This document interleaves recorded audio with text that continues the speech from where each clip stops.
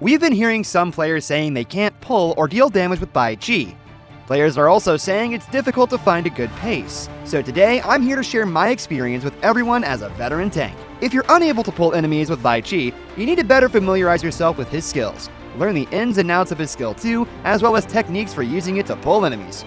If you find Bai Qi isn't dealing enough damage, you're probably relying too much on his skill 1 and basic attack and overlooking his passive's damage. Use his passive to increase your movement speed, then use that increased speed to get on top of the enemy and deal damage. Bai Qi isn't typically very good at using solo kills to increase the pace of a match. Get a good handle on hero counters, then hop between lanes and support teammates. That's the most effective way to get the match going with Bai Qi.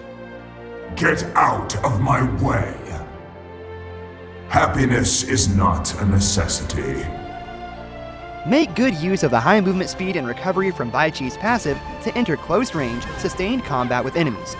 Skill 1 followed up with a basic attack is Bai Qi's bread and butter when it comes to dealing damage. Use Skill 2 when you need to pull enemies in for an up-close and personal beatdown. The ultimate should be used for either initiating a team fight or escaping, depending on the situation. There is no cure for the curse of power. The higher Bai Qi's energy, the greater his recovery effects. Use a recovery or healing skill at max energy to maximize recovery effects. You can also use Eye of the Phoenix to boost his recovery. The effective range of Bai Qi Skill 2 is larger than the range shown by the range indicator, meaning it can be used to pull enemies on the very edge of the skill's displayed range. You can also use positioning to increase the skill's range and pull from the enemy's flank. The crowd control from Bai Qi's ultimate takes effect before other effects, so it can be used to interrupt some heroes' charge skills. The taunt effect can also be used to forcibly pull back some targets with dash skills. Free yourself from this world. You should focus on farming in the early game. Make good use of the passive and skill 1 while laning to trade blows and poke enemies. Look for an opportunity to solo kill, or wait until you have a teammate's support and work together to open up the pace on a lane. Once you cleared out the minion wave on your lane, you can use the teleportation portal to jump to another lane and help your teammates build lane superiority. As the match enters the mid-game, your best bet is to trade off with your teammate on the farm lane to ensure stable farming and quick forward momentum. Besides that, you can also jump between lanes and help teammates gank after you clear your minion wave, thereby strengthening your team's advantage. In the late game, try to find an opportunity to break the stalemate by pinning down the enemy's carry and dogpiling them with your teammates. If no opportunity presents itself, hide from enemy vision and head to the enemy's flank. Once they've used their crucial skills, jump in and hold them in place. Trauma is a step on the path. Trauma is a part of fate.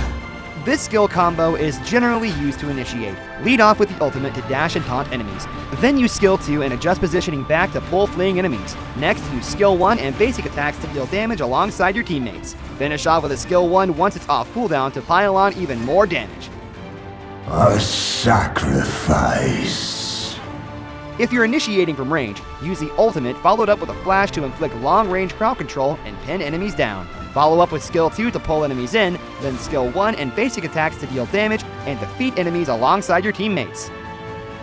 A failure. Use this skill combo to clean up enemies at low health. Start with a backward skill 2 as you move toward the enemy, followed up with an ultimate toward the enemy. During the leap, start charging skill 1, then release it as you land. By using this method, the 3 skills will hit the enemy simultaneously, quickly finishing them off. A good lineup goes a long way toward increasing Bai Qi's combat performance. By using their healing skills to supplement the recovery from Bai Qi's passive, teammates like Dr. Bian and Yu Huan can strengthen Bai Qi's ability to perform sustained combat. Sun Bin, on the other hand, can use his skill 2's recovery to enable Bai Qi to soak more damage. When up against enemies that lack dash skills like Zhao Chao, the movement speed boost from Bai Qi's passive grants him an advantage. If the enemy gets caught by Bai Qi's ultimate at close range, it's difficult for them to escape his chase attacks. Chano, on the other hand, summons wolf spirits that deal quick attacks, allowing Bai Qi to build energy more quickly. When up against enemies with multiple crowd control skills like Lady Chen, Bai Qi might get hit with multiple successive crowd controls, making it difficult for him to act, and thus easy for the enemy to dogpile him.